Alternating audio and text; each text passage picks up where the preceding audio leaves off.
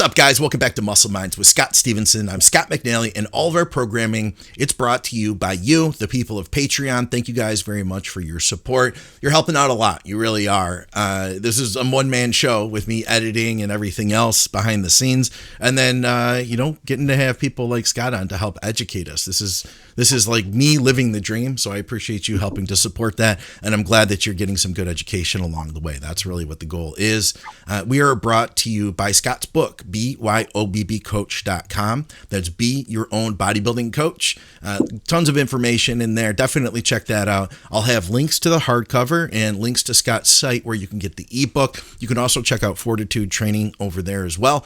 And we're brought to you, of course, by TrueNutrition.com. Use our code THINK over there. They're basically not only a supplement retailer, but they're also a manufacturer. So they're producing a lot of the products to a lot of the other companies. They're creating entire product lines for companies that you guys are buying from. You can literally cut out the middleman by buying directly from True Nutrition. Scott, what's up, man? Glad to be back. I know you had a good question for part of our demographic.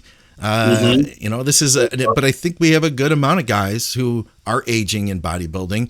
I thought it'd be a great place to start. Anybody who's watching us on the Think Big Live channel, feel free to comment here and you can watch this live. It goes away, by the way. It's only up while we're live, and then from there it gets released as usual. So feel free to comment with your questions while we're live, though, and we will get to those. So we had a question here from Larry Brown. He said, Scott, how did you progress in your mid to late 40s, early 50s for the stage, and what limitations did you start to have? Heck, I think even early 40s, this is, late 30s, early 40s, this topic still applies, He's being kind, I think, or he thinks I'm older than I am. Oh. Because my last show, I was 50. So, okay. And I don't think I was, my closest stage-wise to a pro card was 2016, where I got second in the winter. The winner got his card.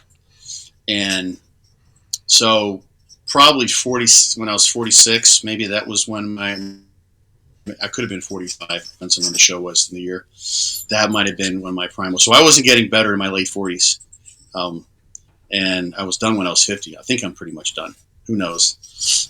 So the thing I think that I was improving on the most was just my conditioning.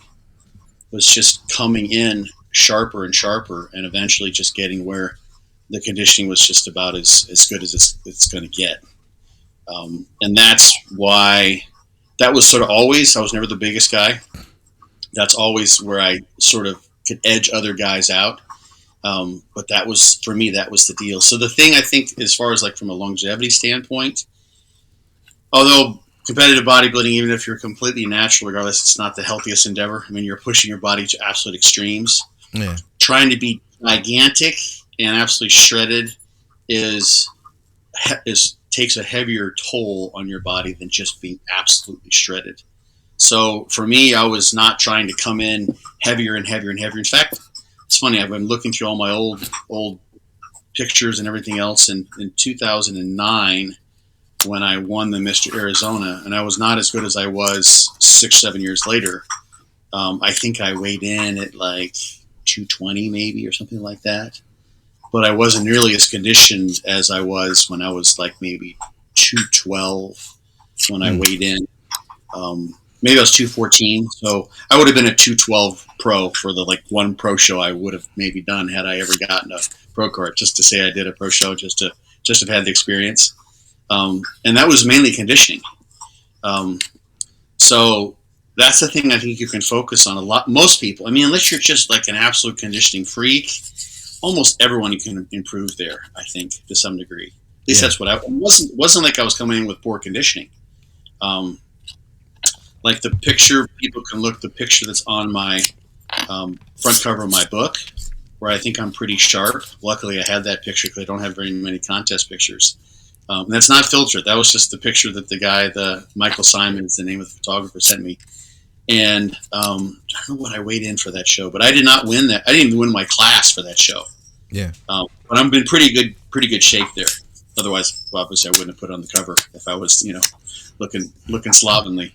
ended up being better and weighing close to the same. So I wasn't pushing the size because I think, for most guys, I mean, at that point, I started lifting when I was 11, Scott. I'd been at it for a while.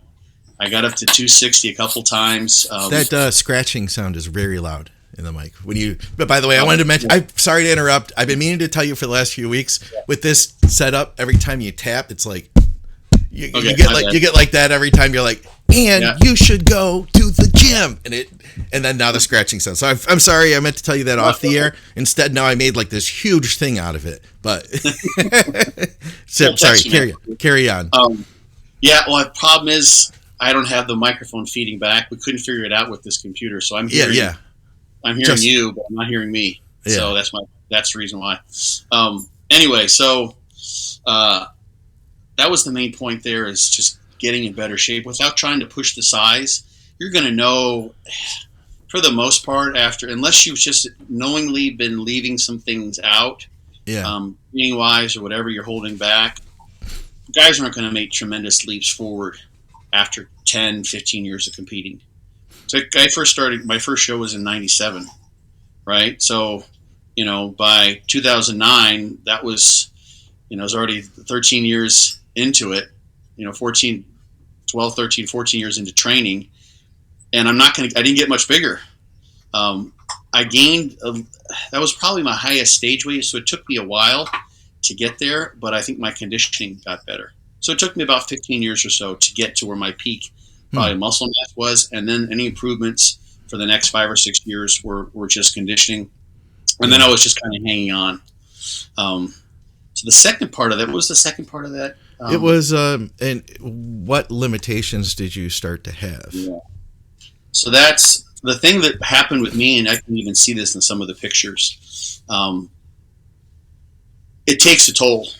Whether this is, an aging effect on connective tissue, that you just have an accumulation of errors and all the free radical stress that comes from training, and I'm someone who tends to be sore a lot, so the sort of continuous inflammation. It eventually the heavy beating started taking a toll, and I started getting small tears everywhere. Okay. Right? Then I wasn't even noticing. In my calves, on the right side, I noticed it. There were like 3 or 4 times when I had a tear that I noticed only afterwards, and twice of those, once I noticed a pop, felt it, wasn't painful. I'm like, okay, well, what the heck was that? The other time, I was actually doing an inverted leg press on a Smith machine. Yeah. And I went to roll the bar to rack it, maybe even unrack it. And I felt my calf pop. So the other time was a stretch. So the calves are a little bit of an exception, but I started accumulating little tears. So now I have holes in my physique. So the limitation, I think, is that in order to make progress, as I've always sort of contended, I think there has to be some performance enhancement along the way. Of course. Stronger, something's got to match. The form and function are going to be paired together. And when you can no longer, you have to keep pushing in order to make that happen. And eventually the machine just starts to break down. And that's kind of what happened. Sorry about if there's noise. I got a dog here who she's finished her bone after 45 minutes, and now she wants to climb. Okay. Of course she does. Yeah. Hey, I'll add a couple things to that. So I think my first thought is so how do you progress in your mid to late 40s? I can speak to progressing through 40s. So first of all, what's the problem? We are aging, right? And like you said, things start to break down. So that's kind of what the problem is. And I think we have to be more careful. But I think the solution, at least training wise, is being more careful with what you do. You're not going to want to take the risks you've once took. And a lot of the stuff that we've talked about on the channel really does kind of go straight into this. Like the more you can get out of the least weight, the better off you're going to be. If you can end up, like I remember literally decades ago now, just loading up the leg press and, just with everything I had my knees all wrapped up, and then I just get all psyched up, unrack that thing, still locked out for like another 5 seconds before I did that first rep. And then I'd go back up to the top and then lock it again. and then take a few breaths and then go down and then bring it up and lock it again. And I'm stacking those joints. I'm not really getting the most out of this weight that I could because I just couldn't handle it. If I were to have learned sooner, the answer or the solution is to use less weight, focus on constant reps, all the stuff we talk about, focus on, slower negatives. So you focus on that control and figure out how can you get the most out of the least. I found that in my 40s, I'd actually suffered less knee issues than I had in my 30s and before that even.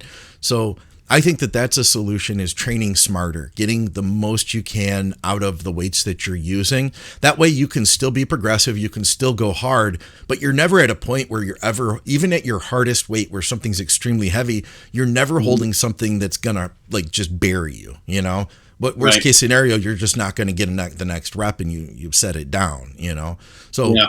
I think that would be one thing. And then I think you touched on something too is, at that stage of the game, we're not going to make the same kind of gains we did when we were younger. I can speak from a coaching perspective. If I have a 20-year-old kid, literally like he's 20, and he wants to put on as much size as he can, I'll push him a little bit harder in the off season. We'll put on a little bit more body fat if he's never done that before to see what is he capable of? But, if somebody came to me and they're 47 and they want to grow as much as they can, I've got a guy that I work with. I'm going to use his name. He loves the show. Ty is his name. And he had been exceptionally overweight in the past, and he has a lot of loose skin now. He's posted pictures on the Facebook group, as a matter of fact. We've been able to get a lot of the fat off. He's the leanest he's been. He's had in a long, long time. The lightest he's been in a long, long time. Now, he wants to grow muscle, but for him, growing muscle isn't going to be like what we would imagine like Dusty or Ron doing in their prime. You know what I'm saying, Scott? Like we're not going to do something like that because realistically in his position, he's just going to gain a lot of fat. So if we can get him into a little bit of a surplus by focusing then on like carb timing around his meals, where's he going to get the most value out of a carb meal? Pre-workout, post-workout, and then if he needs more, maybe post-workout, that type of thing. But then also too, trying to really make sure that we don't get too far off, with the body fat, because it's only going to be that much more work to bring that back in. So I think that would be the other thing, and I guess I'm just going a step deeper, topic being don't get overly fat in your 40s, or your 50s, as a bodybuilder. Yeah. There's kind of two pieces to this. I mean, the question is related to how someone could actually get better going from 98 and 99% to whatever 100% might be, hypothetically. Okay. And at some point in time, you're gonna downslide. You're not going to get better. So it's almost like all those things you said are like in terms of prolonging your longevity while you're training. One thing is that I have done this numerous times that I'd have to do is I start my diet earlier, which probably helped me get leaner too, to wait for my skin to catch up. Right. Yeah. But at some point, I think the key aspect of this question is that interaction between aging and trying to get that last 1 or 2%. What do you do? Because you don't have youth on your side, but you still have potential growth that can be had. So you got this exponential, you got this dose response, and you're kind of coming to an asymptote. You're plateauing off, and you're trying to inch up just a little bit more. Yeah. And then time is still passing, and then eventually, because of age, your potential literally goes down. There's an aging effect. So you could have that extra 1 or 2% at that age, but you're still below your max potential were you younger. So you just have to all those things you said apply to being the best you possibly can at that age. Right. In terms of being better than you ever were, at some point in time, you're backsliding. And for me, there was that accumulation in the connective tissue, that just the accumulated wear and tear made it such that I could never be better because the muscle tears. As far as from a pure physique perspective, having tears in almost every muscle in my body, like literally both biceps, both triceps, both pecs, both quads, inside and outside, adductors have been torn numerous times. Now, who even knows, right? Both lats are starting to the whole thing. So, yeah, the longevity is a totally different question. This is a you have a window of opportunity, I think, in the Hmm. truest sense, as you're bodybuilding to kind of get it done, and thereafter, some people have tremendous genetics that they can just do this, and others just don't. And I think like you got a guy like Dexter or Dave Henry, for instance, who's still competing and looks really, really good, right?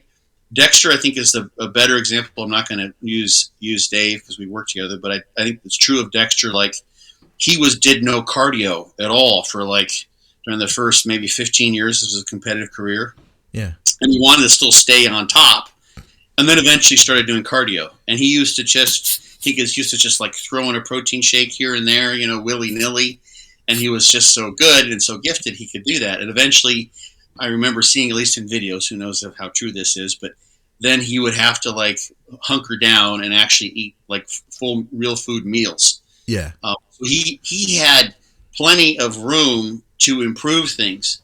But if you're someone like me who was trying to do everything he possibly could on the way up, like there's not like, oh, maybe I should try an intra workout. No, I've been using intra workouts since, like maybe I should like eat more than 150 grams of protein. No. So being at that, creeping towards whatever your 100% would be for so long, for a couple of decades, eventually your window starts to close. The wear and tear just takes hold. You still do all the things you said, which you said was badass. It was totally dead on. It's true for trying to stay at your best. But and training age has so much to do with this too. If I was going to wait and then add that because my training age was younger, and so through my 40s, I still did make like my back was my absolute best when I had gotten sick just 2-3 years ago now. But that was as a result of like making huge progress in a short period of time. It's training that I hadn't done before. It was activation I never had before. So there are, I think, those things. But I was going to add that in. Sorry, carry on. Yeah. I mean, I who Tad Anui is? Oh yeah. He's got an identical twin. Right. I don't know that I don't follow him closely enough to know that if he has or hasn't mentioned him, but I don't think he's a competitor. Maybe he did one show, but it would be interesting to see and I think Tad is retired because Tad and I did a couple. I saw him backstage and we were in the same weight class at a couple of masters level shows. Yeah, I believe he's not well now. Really? I believe I had seen him on dialysis at this point, unfortunately. Don't quote me on that, guys. But I'm 99% sure that was his situation now. So I do wish the best to him. That's another. Well, that's actually related to this question too. As far as training age and being your best and it may be improving. Tad, I think, is about my age. Yeah. He has to be within 10 years or so because he was doing the same. Yeah. Me. I'd say within 5. At least, yeah. But he's got a twin. I wonder how his twin's doing. I'm presuming his twin probably isn't having the same medical issues, and some of that's from who knows what that's from. Right. Can't really say for sure. We can hypothesize, and there's probably some good guesses that are better than other guesses. But it would have been interesting if he were in the position, or just anyone else who has 25 years. I mean, I'm over 40 years of training now. And I was training like an idiot when I was a kid. I was trained really hard, right? So it wasn't like I was just messing around. So there's a lot of training years there. If I had a twin, and let's say we both tried to compete, well, oh my gosh, you would say, well, like, okay, I can tell this guy's been through the ringer. He's been put through the food processor, right? Everything's torn to shit. And my twin would look so fresh, he would blow me away. He would destroy me especially if I coached him. Right? I would be so jealous. I'm like, oh, you can still do that, and you can still do that, and you can still that. And I know this works for you because it worked for me 15 years ago. Right. I can't do that anymore, but it will for you because you don't have this interaction of training and age going on. So there's a lot to say for that. So yeah, for me, I wasn't improving in my latter 40s. I was improving in my early 40s, but then. I think that's kind of like that point. Dexter was an anomaly. Dave's an anomaly. Dave's 49 now, I think I heard him say in an interview recently. So it gets us all. Yeah. Anyway, you had something I want to say, I think maybe. Yeah, they had some of the best genetics, guys. The guys that you're mentioning. Yeah, we have a ton of questions now. So just jumping in with them, we did have one about training that I want to get to in our favorite splits. But why don't we go to this one real quick? Is Austin had asked us. He says, "Can Dr. Scott better explain the whole long versus short ester thing that you talked about on Blood, Sweat, and Gear this week?" So here's the thing. I'm not sure I understand this, Scott. My understanding of long esters were that it would take obviously several weeks to build up, but 5-6 weeks in, my understanding was that your dose, if you started, say a 500 milligram cycle, by week 6, you should be built up at that point. But Skip was saying that he thought it was a lot longer, like 15 weeks plus. You're not really getting to the peak levels. Can you just give us your understanding of that? Because that was something I just wanted to be clear on.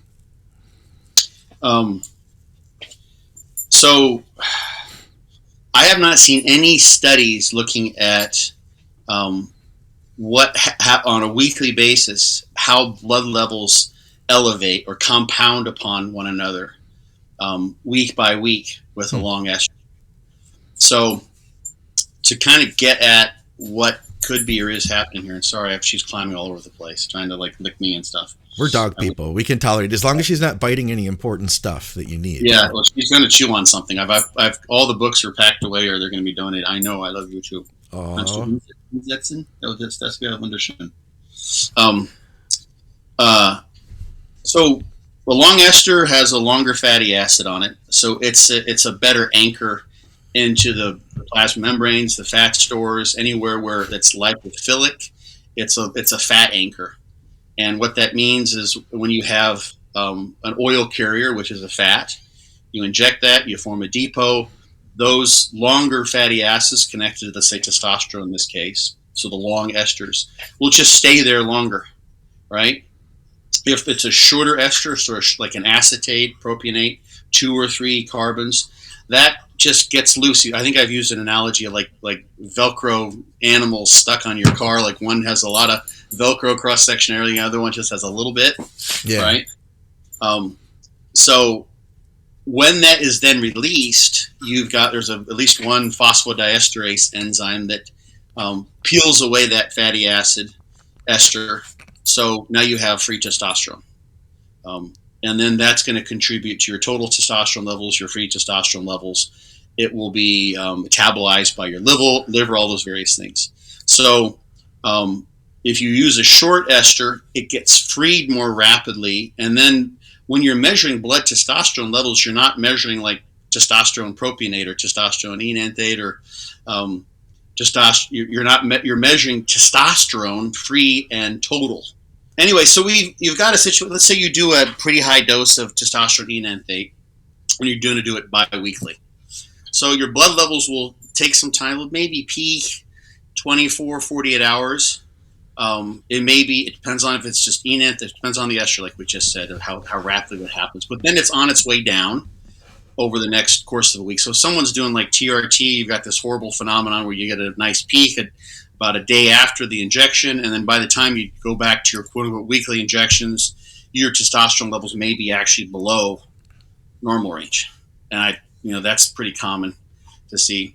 But if you're doing a higher dose, you're going to be above normal. So you do 500 milligrams. So you're going to do a gram a week, right?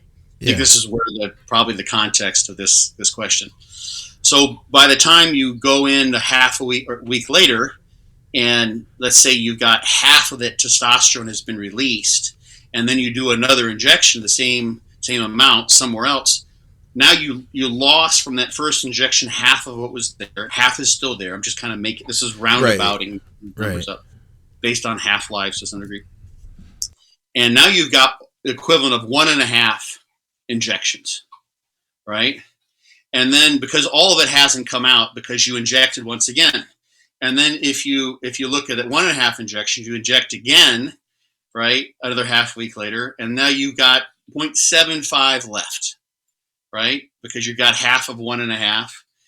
And then so now you got 1.75, and then another half week later, you've got half of 1.75, right? So eventually you've got much more testosterone in there, and that would sort of, and if you didn't have a dynamic biological system, that would just add up upon itself, it would just amortize in some sort of non-biological way, mathematical way, and your testosterone levels would just continue to completely rise, right? And there's these half-life calculators that were a big thing when they first came out, where you can look at what your blood level should be X number of weeks at certain injection frequency with a certain ester based on whatever half-life measurement they came up with. And that differs depending on the study and by the person, right? And then you could see testosterone goes here, comes down, up, comes down, comes up, comes down. And eventually you get to some plateau where it's waving back and forth. And I think that's where the maybe 5 weeks would come from, is that information. Because I've seen that. Maybe Dave Crossland knows from some study he's seen, with super physiological. That's kind of the thing here. If you're using replacement doses, then it's a much easier scenario because you've got such small amounts. But when the doses are piggybacking upon one another in this way, they're going to add up, but they're not going to go exponentially. Otherwise, if you did 500 milligrams twice a week, eventually your total testosterone levels would be in the millions or whatever. And it doesn't happen because these esterases are upregulating themselves, right? Also, things are going to change if you exercise that muscle, right? So people are injecting in the muscles that they're exercising. That probably is increasing how fast things are freed. So the thing I've never really seen directly addressed, and maybe I haven't looked close enough because I haven't looked for a little while, so it's very possible it's out there. I just missed it. But you do a testosterone injection and you get on TRT or you do regular doses, the body adapts to that. It's got super physiological levels of ester. It's got it. See it this way. You've got a stimulus requiring deesterification of the testosterone ester, right? So the liver says, okay, we got to deesterify. We got to get on this ball here. So what it does, it upregulates the phosphodiesterase 7B, I think it is. It's the one that I know of. So it gets better at deesterifying. So whenever testosterone makes it out of the depot or makes it into the bloodstream and to the liver, at this point, this place of deesterification, the liver gets better at it. So incoming testosterone enanthate gets esterified lickety split, and all the other clearance mechanisms go up. How well someone does that? Let's just take aromatization. Some people aromatize like crazy. Some people can go 1,000 milligrams of testosterone a week, and they don't have any estrogen issues, and their estrogen levels aren't like bizarre. And then some people are on like 300 milligrams, and they're getting gyno, right? Because their estrogen levels go so high. So to what extent each of those pathways are interacting to clear the incoming drug, in this case, is highly variable. And I think it probably changes over time. Like something that it's a simpler system, maybe. It's a simpler thing to kind of grasp is I saw this years ago. I thought this was just kind of really fascinating. So and ketogenic diets are all over the place. Everyone wants to, getting in ketosis was the thing, right? I remember that. This year, right? And there was a couple people on this low-carb diet listserv that Lyle McDonald, for instance, was on, who had been on ketogenic diets for years, for epilepsy control or various other medical issues or just for dieting. And I remember there was a couple people that came off of the ketogenic diet and they still had urinary ketones for like years, eating way more carbs than should ever normally elicit. So they had a semi-permanent upregulation of the enzymes of ketogenesis. Wow. It stayed there.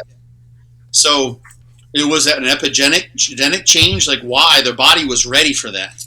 So you get someone who's been cycling on and off for decades.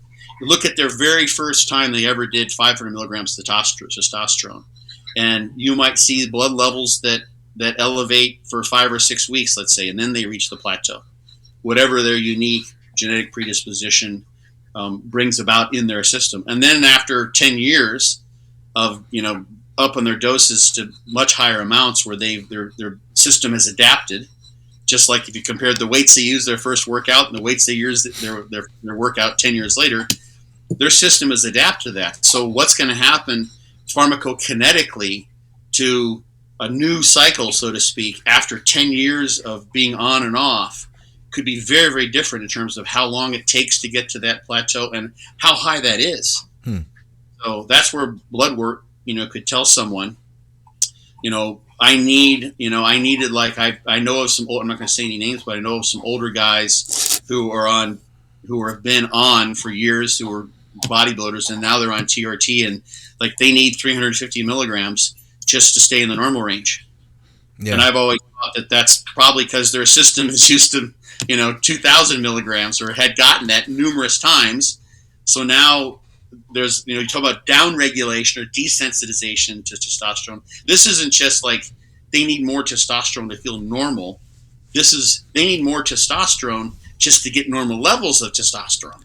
Yeah. Because the system has gotten really good at clearing testosterone, deesterifying, and then all the other ways in which it gets rid of the testosterone. So does that get it? The question or the context? I think so. And I remember a previous episode, it might have been either episode 100 or episode 100 part B or episode 100 part C. Right. We did, one of them was the gear episode. It was our 100 episode roundup of basically covering everything we ever talked about, one for gear, one for training, and one for diet.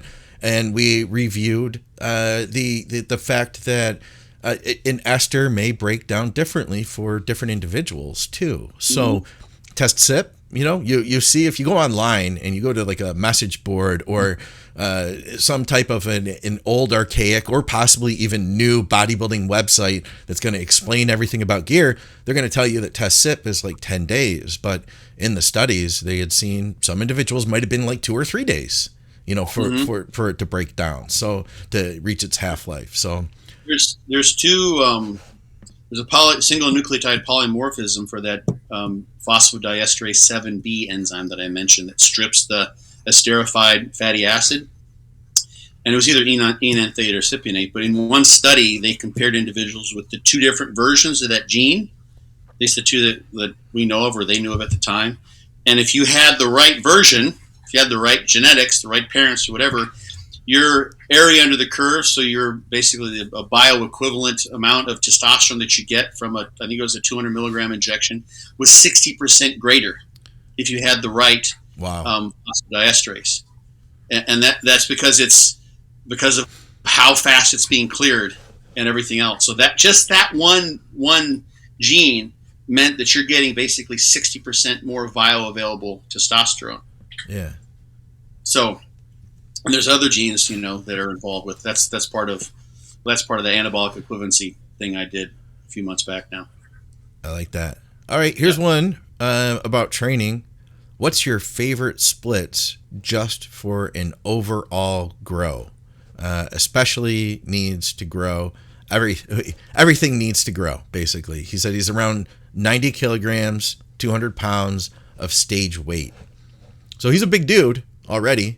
200 pounds of stage weight, light heavyweight, assuming he's in bodybuilding, that's a substantial amount of muscle, more muscle than most human beings will ever have, which a lot of people might not quite understand that who don't compete. They think 200 pounds, I've been 200 pounds for a long time. I get to 230, Right.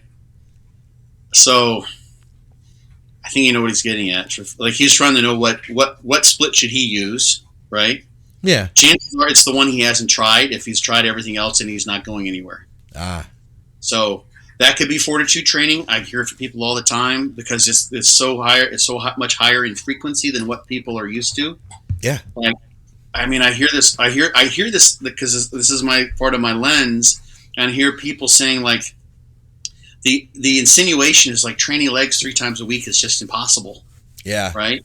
And I'm doing now basically pretty much almost by the book fortitude training. I've been at it for a couple of weeks, And being older now, back to the other question, I have to be very, very careful. But I don't do much at all. Like I trained legs yesterday, and all I did, I'm basically on sort of a Scott's version, which of course all Fortitude training is Scott's Fortitude training. I can do what I want and call it Fortitude training. But basically, like for thighs, quads, and hams, I did a muscle round Romanian split squats. And then I did a pump set with knee extensions, unilateral knee extensions. I did a pump set with like kind of a pseudo 21s with hamstring curls. And that was it. But I also trained quads on Monday and also trained thighs on Monday and also trained thighs on Wednesday. So it was my third training set. But that was it. I was done. It was like basically 3 sets. Yeah. But you add them up, I could go back and look and check my logbook app, but I did much more if you add it up across the week. So there's something to say for that. We talked about this here. If you just want overall size and you can do it and you're willing to adhere to it and you love smashing the crap out of the logbook, then dog crap training is just, I mean, I can't underestimate how well that can work for people who can do it. A lot of people just can't get that mentality. They can't put it in their heads. But Fortitude training has some aspects that I think filled in some gaps that I noticed with DC training. But I wouldn't say it's superior to mountain dog training because some people do really well with that. So my pat answer for that is if each of those training systems work for you or have, then go with one until you feel like you're reaching a plateau, maybe have a deload, and then switch to the other one. And I've heard from many people since I've started saying that's what they do. They rotate through, so they get really strong as shit with dog crap, and then they develop a different kind of adaptation. There's a metabolic thing that goes on with Fortitude training where you have to eat more. Something maybe about excess post-exercise oxygen consumption. I don't know, but it's a phenomenon I see every single time. I think I talked about it a couple shows back. And then they go to mountain dog training, and John's system is beautiful, right? Where he kind of guides you through and waves your intensity across the weeks. Just when you're thinking, oh shit, man, today's going to be rough. And then John, all of a sudden, oh, the workout's easy. That's exactly what I needed. How did John know that? Well, it's because he did the workouts himself. So you go through all those three, and John's got so many workouts, and DC training is about choosing your own exercise, etc. And Fortitude trains, if you choose those three approaches, and I think if I don't like to say this, like people tell me sometimes with Fortitude training, it's like, I'm just going to do this the rest of my life. And I'm like, no, don't do that, man. I know you're happy. It's worked really well for you. And I never need anything more. And you could take those principles and kind of mix and match them. But I think I would feel pretty confident to say if all of a sudden the internet shut down and all someone had was Fortitude training, dog crap training, and all of John's programs, you got enough training to last you for a lifetime. Yeah. I think so. Yeah. And some of John's plans are higher frequency. Some of them are lower frequency. So, you can rotate throughout that end of things too.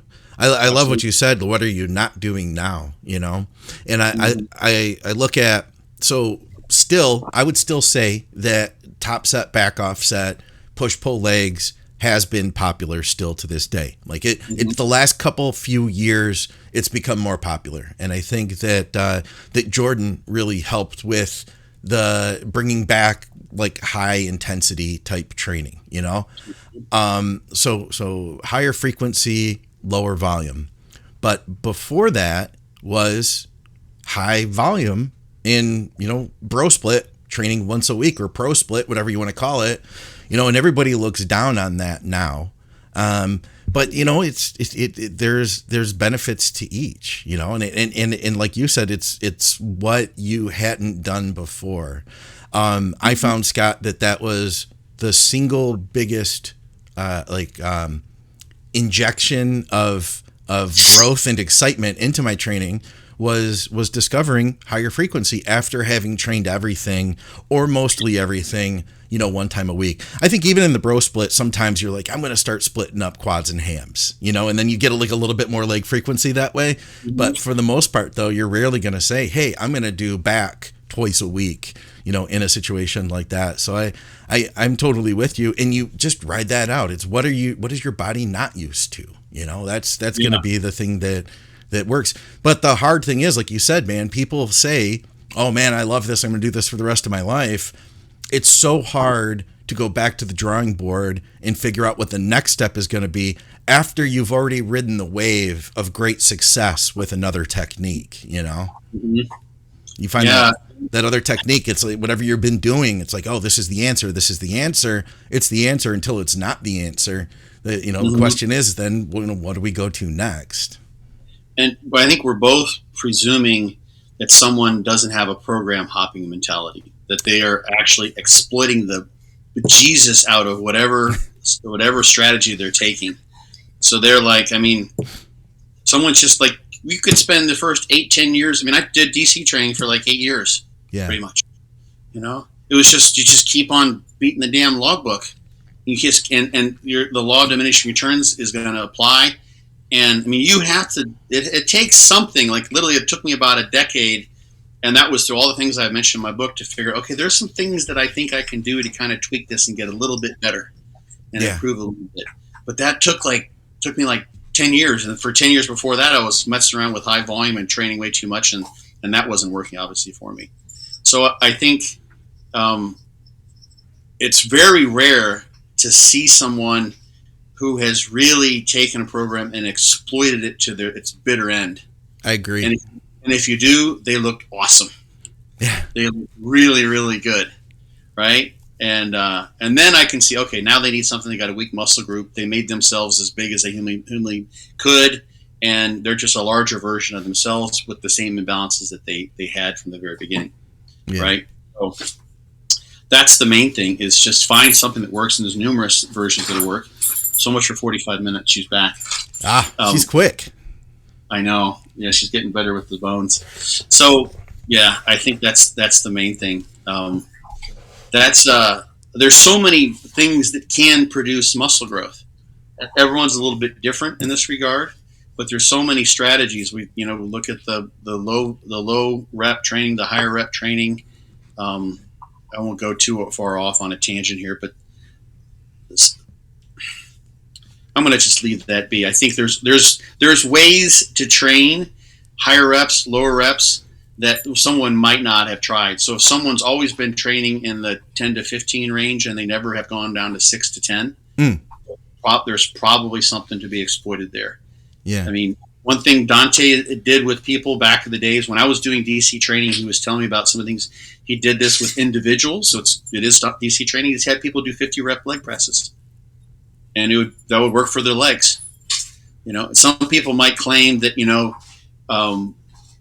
the negative effects on your recuperative abilities of doing things in the 20 plus rep range, even though you do get a hypertrophic stimulus, simply make it suboptimal. And it's like, okay, well, maybe in general, I think there's something to say for that. There's certainly that is certainly a risk that you run. But if you have someone that isn't growing, or they haven't gotten all they possibly can out of muscle growth by training in a lower rep range, where they're avoiding the negative impact that it may have to train in 20 plus reps, maybe they're going to have to do that because they get more bang for their buck with that higher rep range. And there's a study I think we talked about on here and this was with postmenopausal women, so you have to take it with some grains of salt, but they did a 12 weeks of training either with high weights or lighter weights, so lower reps, higher reps, and they had responders and non-responders. And then when they switched over, they took, I think, a couple weeks off, and then they went to 12 more weeks, and they switched training regimes.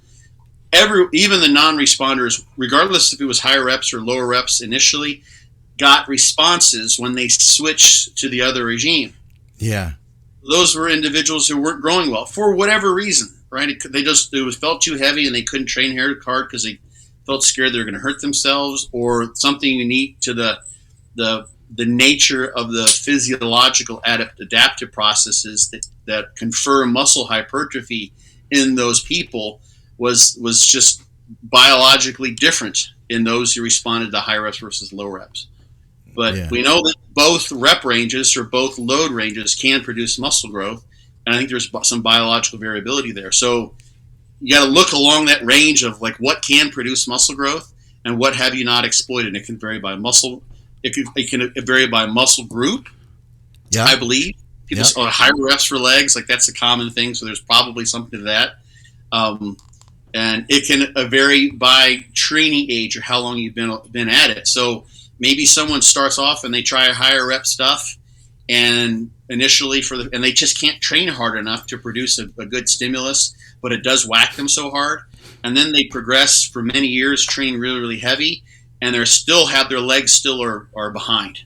But now they really know how to train, and they know how to auto-regulate, and they know how to make sure their diet's in place to ensure they're going to grow. And now they go back to a higher rep regime, which didn't work before, but because of where they've been and what they've learned, and now the state that the muscle's in, this is kind of undiscovered territory research-wise. Yes. Now this once suboptimal stimulus is much more effective, even though they get more bang for their buck, even though they're negatively impacting their regenerative possibilities. Yeah. So that's where you figure out what you haven't been doing that might potentially work to hit that weak muscle group that doesn't want to grow, and do what you ain't been doing if what you've been doing ain't working. Heck yeah. I'll add one more quick thing. I see one of the guys that I'm working with is hanging with us, and he trains over at Pure Muscle, the gym where all the HD guys are. Okay. And he hired, and he was a power lifter previously. He was very comfortable with going, obviously, extremely heavy for low reps. Mm-hmm. But, powerlifting is different than bodybuilding as far as like what we're trying to achieve, using everything to move the weight from point A to point B versus using the muscle, right? And he hired Mike Van Wyck to take him through some workouts. And honestly, I think that's going to be for him, like, that's something like, because I'm trying to help him with training, and he's sending me videos, and I'm saying, okay, try to go a little heavier than this, and try to go further into failure, and we're talking about technique. But to have somebody actually show you, like, I want you to do this type of thing with your pull down or with your row, you're going, if you can learn new activation, maybe you don't need to change anything at all. Like maybe you do the exact same split that you've always done, but you have Mike Van Wyck teach you how to activate your back now. And that in itself is going to be a game changer, so maybe you don't need to change anything. Kind of what along the lines of what you were saying, with reps and experience. Especially if he isn't naturally inclined to have a good mind-muscle connection. He's been training himself to basically not have one, not to be quad limited during squats, because he doesn't want to be. That's the exact opposite of powerlifting. So he may have to undo years of powerlifting neurological adaptation in order to make things, hey, das schmerzt, bitte. Now she's biting me. She has nothing else to bite, that's why. It's funny, because I've been doing most of my work and other podcasts out in the other room. Yeah. And but I have this computer set up in here because we're directly connected to the Wi-Fi. Hey, runter, 9. Das reicht. 9. Schutzhand. Yeah. Then she just chills. She lies down on the couch, and she's cool. Yeah. But now, because we're in the office and she doesn't have another bone, she's like, oh, I think I'll fuck with Scott all day later. Okay. Do you want to get her another bone? Do you need to get her something? I can get another bone. Yeah, we can try it. You got something else for her? All right. How spoiled we can make her. I'll be right back. All right. And then we're going to go to JT's question next. He's got one about what's the lowest calories you've ever been to. I think my answer is going to be anticlimactic, but Scott might have a good one for you. In fact, because I don't even know what the calories are. I never count calories. I'm going to actually add them up right now. Let's see here. If we're doing a ballpark, let's see. So 50 grams of protein is going to be 200 calories, right? Times 4, so it's 200. Then we'll say about 1,200 calories would be probably about my lowest, possibly, maybe even a little bit lower than that. I've probably been to 1,000 calories, I bet, somewhere along those lines. But then again, though, keep in mind, I was never like a 240-pound bodybuilder. My heaviest was being at the higher end of light heavy, so at about 200-ish on stage, a little bit under that. I'd be more like 195. In like literally peeled conditioning, couldn't get leaner than that. But yeah, it's still pretty low. But I guess I don't know if I've ever been into like triple digit calories. We'll see what Scott has to say about that one. Okay, my lowest calories ever. Yes, lowest calories ever. What was your lowest calories? on a diet? It wasn't when I was bodybuilding. I don't know if I ever told this before on a podcast. It's come up a couple of times in conversation, so now it's sort of on my head in the last couple of months. Yeah. When I was, so I wrestled in 8th grade.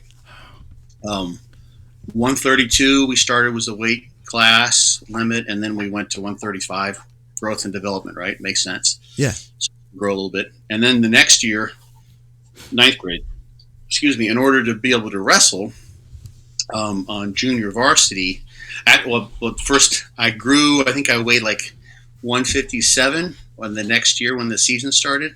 So kind of having my growth spurt, and they're like, well, if you want to wrestle, you're going to have to get down to 127. I think is what it was. And it ended up being 122. Ooh. So that was what I was supposed to wrestle at, right? 122? That's what I was shooting for. I kind of got down there. Fortunately, there was a guy who was a couple years older than me, and he was a much better wrestler, and he'd been wrestling since he was like 4. Yeah. You know, I grew up in Illinois, right next to Iowa. There's a lot of wrestling going on, so a lot of kids start wrestling like right out of the womb. And so there's no way I was beating him. But I was like, that's the only way I could possibly wrestle. So I really wasn't going to the meets, but I was trying to make weight. So here was my diet. It's an very easy diet to follow. Wake up, day 1, have an orange.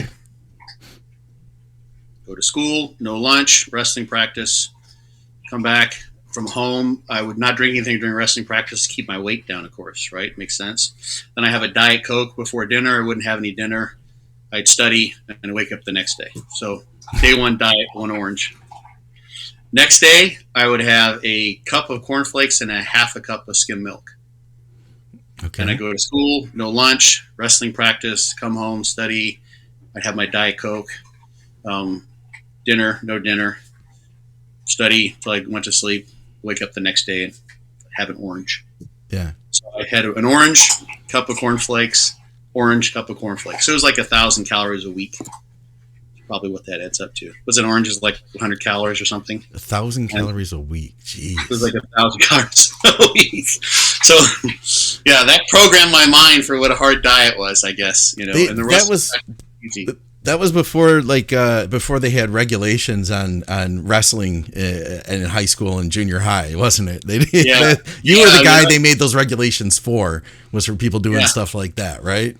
I mean, I didn't know any better, you know, and I was not a complainer when I was a kid, and I just kind of did. I was just trying to conform to, you know, what you're supposed to do. And, you know, it's just, you know, like, how can I get my weight down, coach? It's like, well, you probably should eat less. I'm like, okay. Yeah. So, and if I you would have known that, if you would, I know, I don't know. I mean, I was kind of a nobody. Like in 8th grade, I was, you know, I by far wasn't a tremendous wrestler, but, you know, I was okay. This was my first year wrestling, and so I wasn't a great wrestler. Wasn't anything in 9th grade. I didn't even really wrestle. Yeah. I just tried to wrestle. I went to practices, but I never really got to wrestle because you had like JV and varsity, and some people wrestled both. So there's only room for like 1 or 2 people at each weight class, and I was like the number 4 guy or something. Yeah. Right. So I wasn't even wrestling. I was just starving myself. So I wasn't getting scurvy. I remember that I was thinking I needed calcium and vitamin C. That's why you had the orange, huh? Yes, I think that's where the orange came in. Seriously, so I didn't get scurvy. And then also the vitamin C, I think, from the milk. So it was like calcium and D fortified milk. And then I remember when the wrestling season ended, I mean, and then I was eating like crazy, right? You know, and I would come home and I would have lunch at school, and then I was having this. Maybe this is where my cereal thing happened. I don't know, but I would eat a box of cereal. Oh, no kidding. It looks like we lost Scott here. He might be coming back. We'll give him a minute. And I'm like, I don't know. I think I'm eating it all. So anyway, that was my diet. That was, you know, 1,000 calories a week. So. Jeez. Yeah. So mine was about 1,000 a day. That was. That's where I've gone 800 to 1,000 a day. You know, either when I was doing like a protein veggies day. Yeah. That kind of thing, where it's close to a protein sparing modified fast. You throw a day in there every once in a while, and then when this last, it was an attempt. I wouldn't say it's a failed attempt because I learned some things from it, especially like related to a carb up and stuff. But this last season where I said, well, let's see what happens if I make light heavies. Yeah. Then I was just eating one meal a day, and it was probably about 1,000. But that was every day for like 8 weeks or something like that. Yeah. And that was the first. That was a rough diet, because then, I mean, it's still relatively more food than my high school wrestling diet.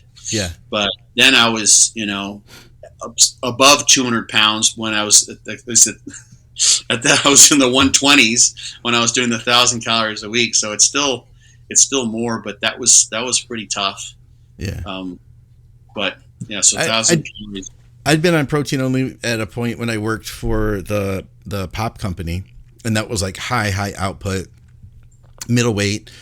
And I remember the year that I got absolutely peeled for middleweight. Last year I did middleweight. I didn't follow my coach's instructions. He'd tell me what to eat. You gave me my plan and everything.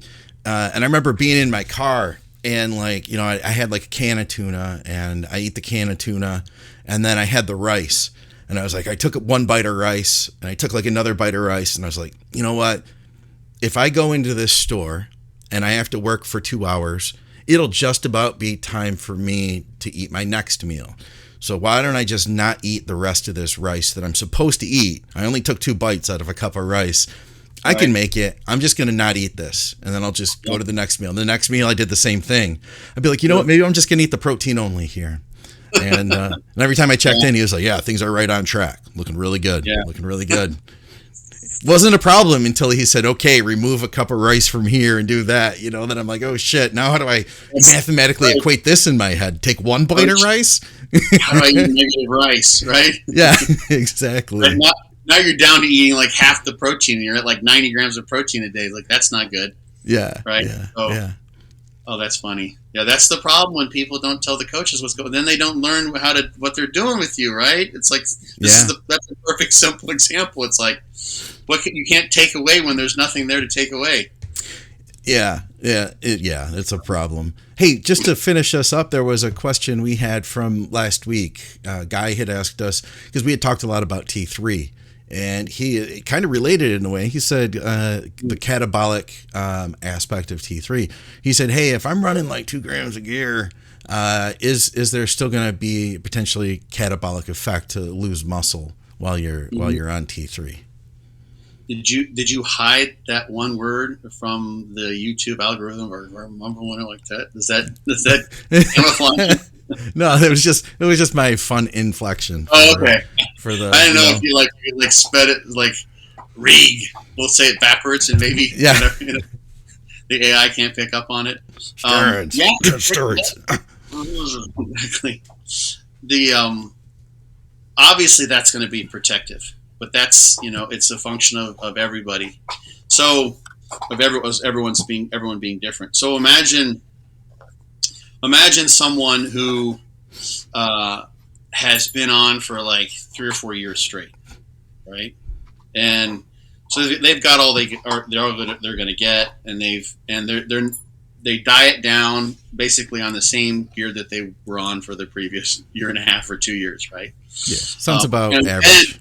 So what's that? I said sounds about average. Yeah, right.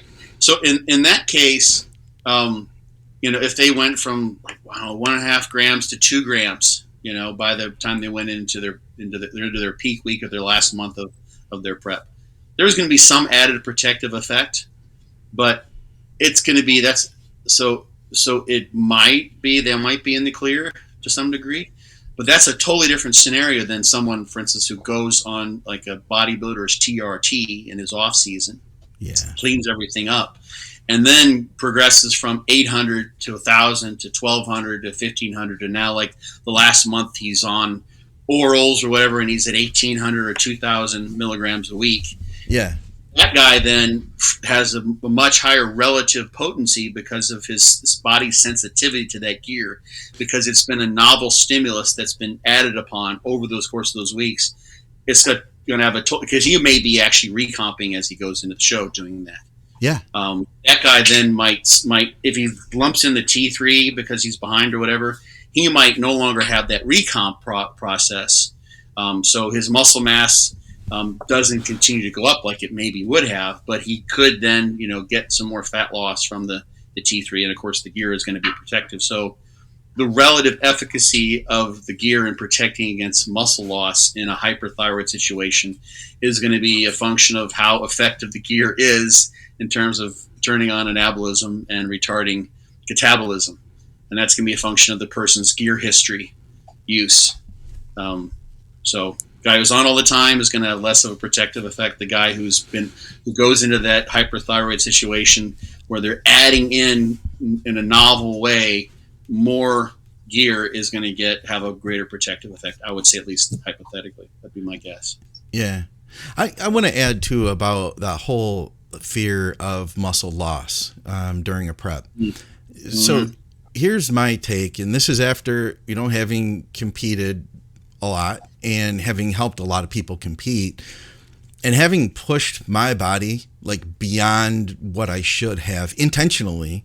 I've told you that story, and the listeners, the story of having competed around 195 and then doing an off season for 12, 18 months, dieting again, being in shape in that mid 190s, but then continuing to diet harder and harder and harder just to see what would happen. And I took it down to the point where I got on stage that day at 190 or 181, 195 lean stage condition, getting on stage at 181.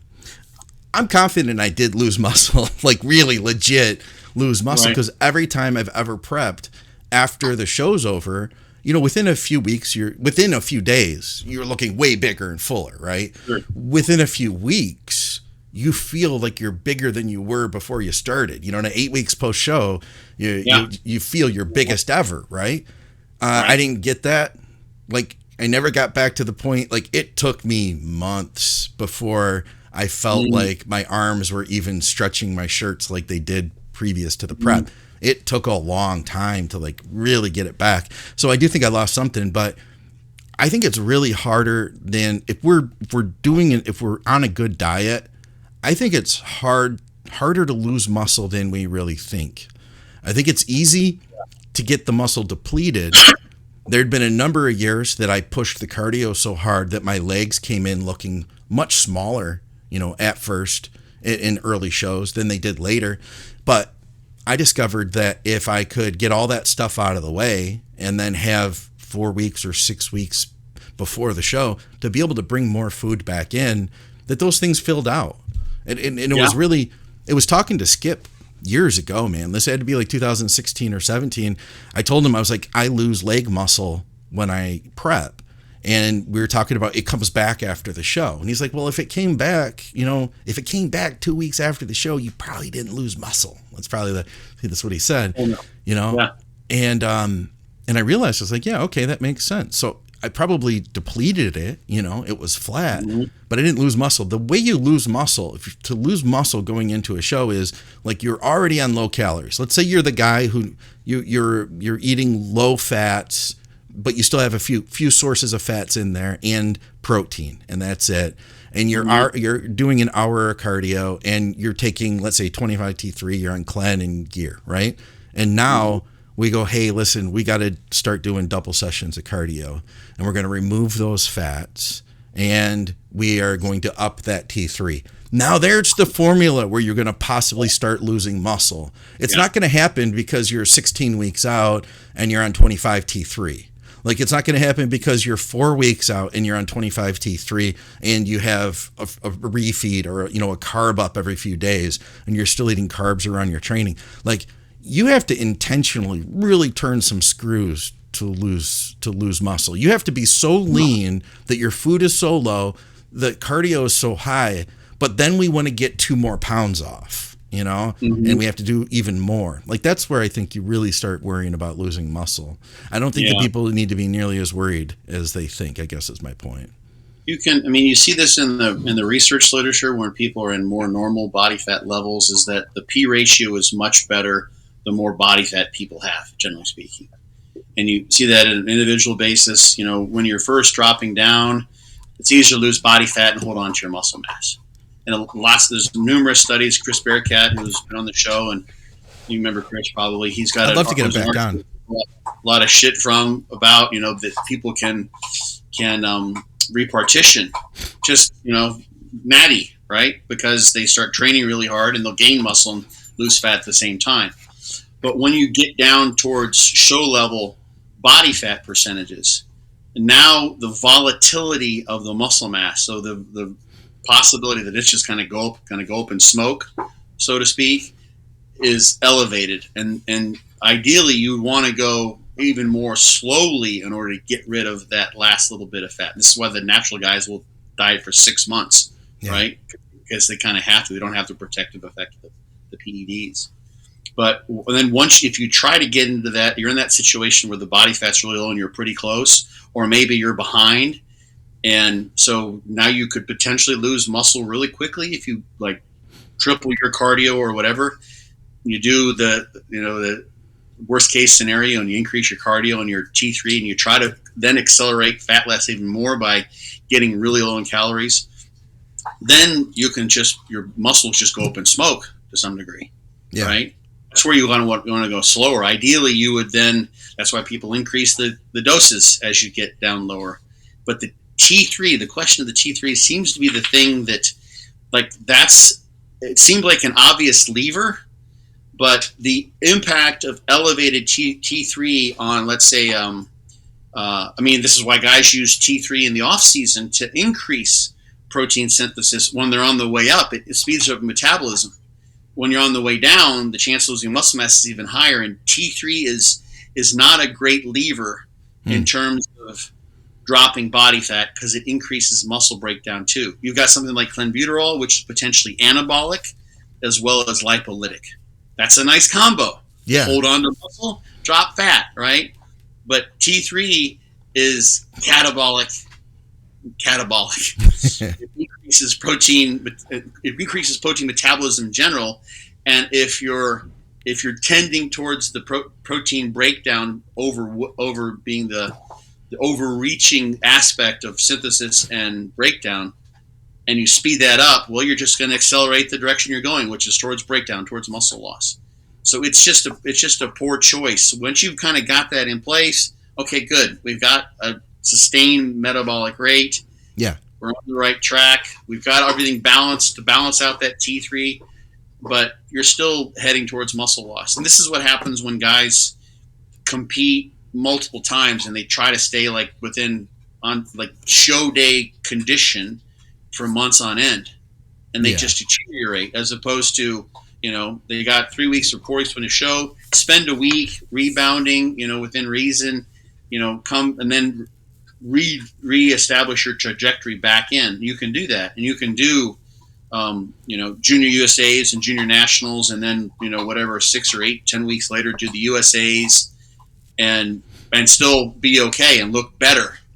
But if you try to do junior USAs in March, and you're going to do the USAs in July and try to stay in contest, you just deteriorate. You can't do that. You have to step back. So stepping on the T3 lever when you're in that place where muscle loss is so easy just makes it happen more so. Simple as that for most people. Agreed. Yeah. All right. Well, we appreciate everybody tuning in on the live stream, hanging with us here. And Scott, I appreciate you taking the time, man. We're going to try to do a Thursday episode here next, aren't we? Yeah. All right. I'll keep everybody posted. I'll let you guys know. Right. I'll let Jessie know so she can be ready to make it entertaining for us too.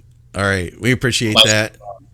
Guys, go to BYOBBcoach.com to check out Scott's book over there. You can go to truenutrition.com. Use our code THINK over there for great supplements at a great value, great price. And thank you to everybody from Patreon. You guys are freaking awesome. And another episode of Muscle Minds with Scott Stevenson. I'll see you soon. Thanks, Scott. Peace.